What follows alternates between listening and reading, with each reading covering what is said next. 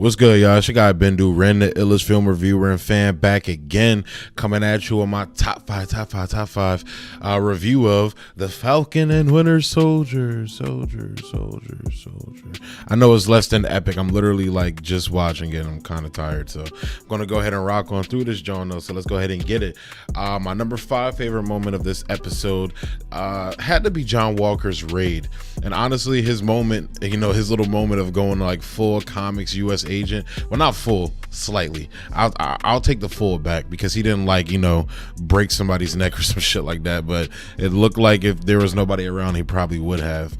And it seems like he's fallen into the idea that he's already earned the mantle, and thus respect is demanded, honestly, instead of actually earning that respect. Like, you got to realize, bro, you're stepping into the role of Steve Rogers, so it's like you're not just gonna get that respect off rip. And even if the whole thing was that Steve was selfless, so you're not gonna see Steve doing what John Walker did in that situation, especially to a civilian who's going through what he's going through and everything, because the whole ideology of the Flag Smashers is that the government is oppressing them in favor of catering to the rich among them, and not even just the rich, but the rich people who were gone for 5 years, and their lives honestly probably, like they say, kind of got better while those people were gone. So you're kind of adding fuel to the fire on that, with that dichotomy. And honestly, it really reminded me of Dex wearing Daredevil, like how Dex was kind of like the mirror image of Daredevil in season 3. I feel like John is not necessarily going to be, a dark, twisted version of Cap, but I think he's going to be, he's going to show you what somebody like Steve or somebody like Sam, what happens to them. Because it's like, it's not to say that Sam and Steve are like gods or something like that, but it's just like there's more humility there with them. Like, it takes somebody with those traits to actually embody what Captain America is supposed to stand for, what Steve stood for, not necessarily Captain America, but what Steve stood for. So, and that's John Walker, like I said, he's probably a good dude, but not like Steve and Sam. So, and honestly, speaking of the dark, twisted version of Cap, Dark Avengers possibly, Thunderbolt Ross, like he has to if he's going to be in Black Widow, he kind of has to show up in this, but we'll see. My number 4 favorite moment of this episode definitely has to be Zemo giving us further insight into his backstory by describing how he was basically like a Hydra hunter, from what it seems. Like he was talking about how he was like hunting down like different scientists that were working with Hydra to recreate the super soldier serum. Like, that'd be a series I'd watch the hell out of. Like, that sounds very interesting and like fun. Honestly, you could have like cameos from like Black Widow or Hawkeye in there and everything, because like they would be somebody that he would be going toe to toe with. And I would have him wear the mask so that it doesn't reveal who, they won't be like, oh, I've encountered, like, it wouldn't jack up the continuity by them meeting him earlier. Just have him wear the mask, basically, is what I'm saying. And that'll be kind of why like Sharon Carter kind of like looked at him kind of funny when he was wearing the mask, because she was like, oh, you're that guy. So that would be a show I'd watch. And also, like, to be completely honest, like, obviously aside from killing King T'Chaka, to draw out Bucky and some other heinous acts he committed in Civil War, Zemo kind of has a point about the threat super soldiers, empowered individuals pose. Like, he wouldn't even have gone after the Avengers if the battle in Sokovia that destroyed his home and killed his family never even happened.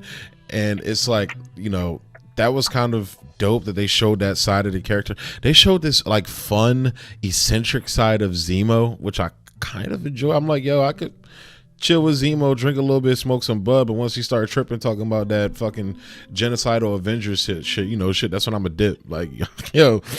But the reveal of him being rich was also, that was funny as fuck. And honestly, that might be like kind of like, I hope they're touching on like that European hierarchy, like the rich people in Europe, because then you'll be touching on possibly Dr. Doom and Victor Von Doom. So hopefully we see that. And the Marvin Gaye Trouble Man callback joke was hilarious. They did a lot of callback jokes in here. There's going to be another one that I'm going to mention later, but it was hilarious. And then Zemo going on like, it truly exemplifies the black experience in America. And Sam's like, hey yo, he kind of crazy, but he kind of right, bro. You really got to be fucking with Trouble Man like that. So Bucky, you tripping. Trouble Man is a classic, dog. But at least he likes Marvin Gaye, so I'm with it. I also like how Zemo touched on my point about the worshiping of heroes and false idols, and like kind of like the American media and blinding ourselves from their flaws. His lines he said in that scene also pegs John Walker to the T, and it could be more foreshadowing of John Walker's downfall. I still think he's going to get the Super Soldier Theorem, so. Now, also, I love the Red Skull reference and everything, like how he basically said, like, do we want a whole bunch of Red Skulls running around? And obviously we don't. So, and I have a feeling the power, and call me crazy, but I'm going out on a crazy fan theory. This is Bendu's fan theory. I have a feeling the Power Broker may be revealed to be the Red Skull. I know it's a stretch, but why mention him and not like, as a sign of like a failed, Super Soldier Serum? Why mention him and not like Bruce Banner or Iron Man or, maybe reference Spider-Man somehow? Like there's so many Blonsky. There's so many examples of failed Super Soldier serums that he could have referenced. And even if it was just like a powered individuals, critique, why not mention Iron Man creating Ultron? So out of all those things, I like, maybe the public doesn't know Iron Man created Ultron, but I'm pretty sure they do. So, but I don't know. I'm going to go out on a limb and make that theory. I think Red Skull is going to be revealed to be the Power Broker. Call me crazy. All right, so moving on. My number 3 favorite moment is when Bucky goes full Winter Soldier in Madripoor. All of the scenes in Madripoor were really dope and fun. It kind of like it kind of reminded me of like the aesthetic of Blade Runner, but in Marvel a little bit, and it kind of looked like Wakanda. It looked like Wakanda if like Wakanda was like a shithole. Basically, it looked like a shithole dive bar part of Wakanda mixed with like Blade Runner 2049 or some shit. But man, when Bucky was kicking ass in that bar, he just went full Winter Soldier, and you can even see the look on his face of having to like even mentally get back in that mode. It was really paining him because honestly the therapy he's made a lot of progression with the therapy. And we saw him in the first episode when he was making amends, scratch people off his list. We also saw him snap on Zemo on the plane for touching his book. He said, don't touch my book again, bitch.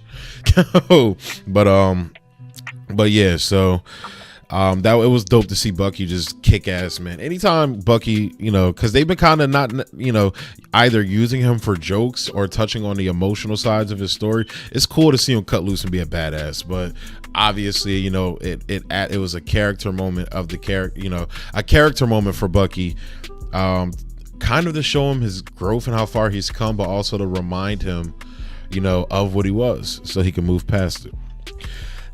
So moving on, my number 2 favorite moment is the beautiful Emily Van Camp and her Sharon Carter reprisal and her reveal, and also the scientist plot point. I kind of mixed them all together because it was like one long scene in my opinion, but I love again, she's beautiful as hell, this hardcore badass version of Sharon Carter. Like they literally just kind of did a complete 180 on her character. They said, look, we know they characterized her this way in Civil War, but she kind of been going through some shit. I'm surprised she ain't have like a fucking like a fucking a butch cut like what's her name, like Captain Marvel did in fucking Endgame, because she was like, Sharon done been through some shit, bro. She had a couple drinks, she had like 5 drinks and shit. She was getting a little tipsy. Like who knows, you might do something strange or a little bit change your, but nah, yeah, you could tell she's definitely been through a lot. I like the plot point they used from Civil War and how she basically got, she's on the run for doing what she did with Cap. There's consequences and everything. So I like how they're showing the consequences of people's actions in this universe.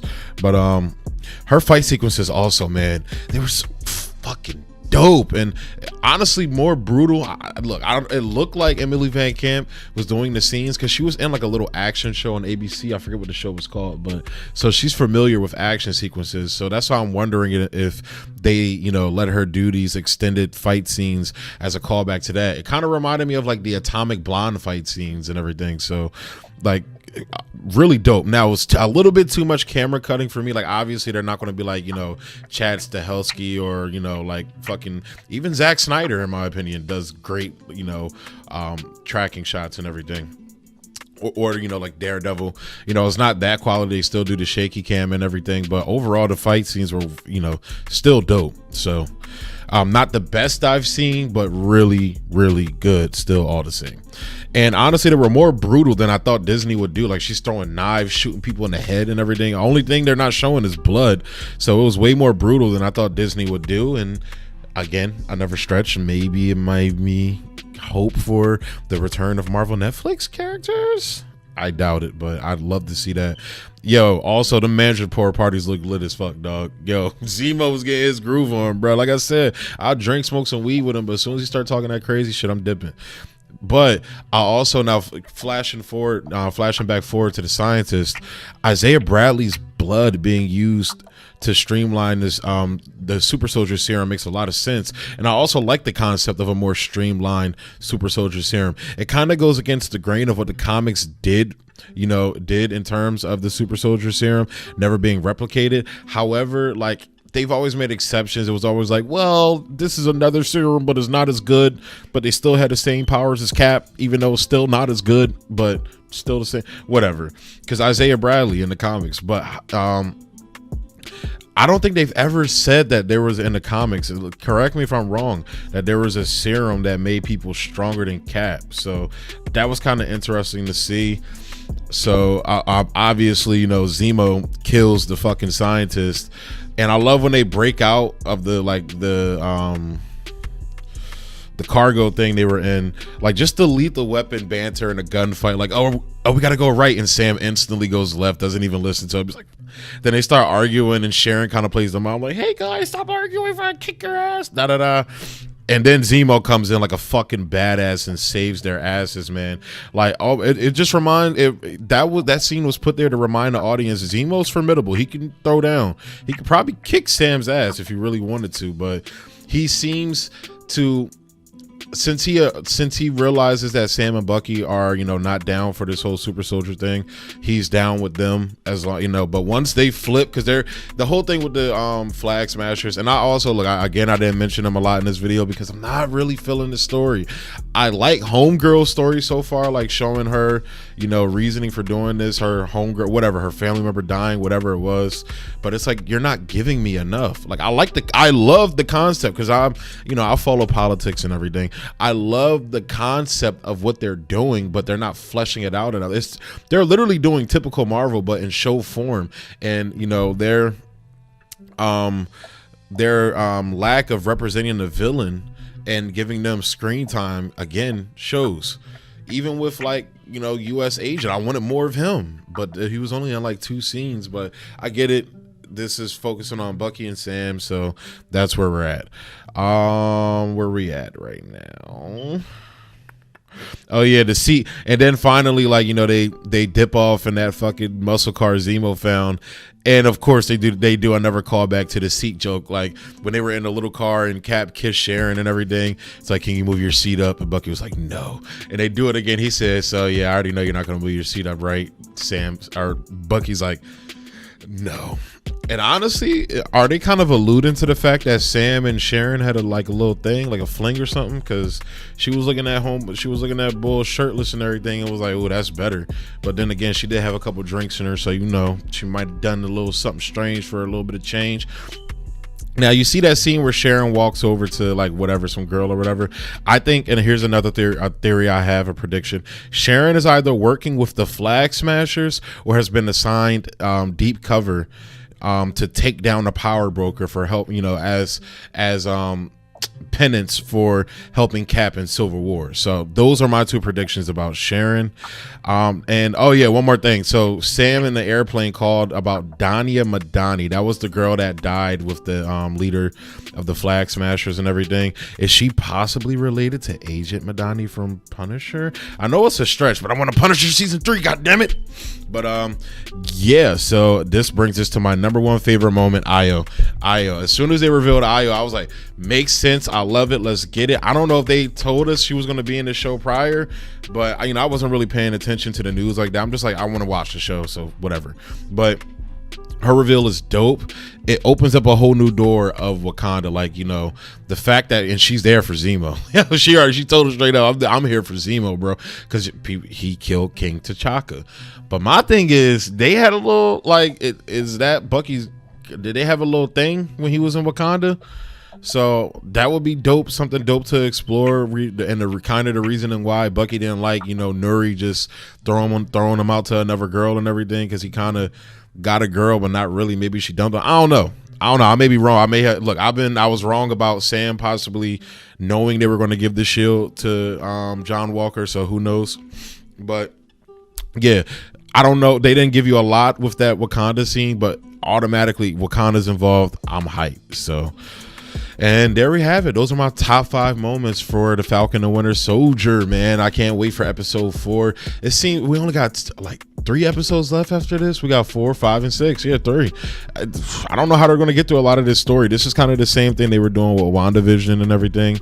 I feel like, though, the season should have been a little bit longer. And I'm usually an advocate for shorter seasons, which I am. I feel like the Netflix shows could have been condensed to 8 episodes, but I digress.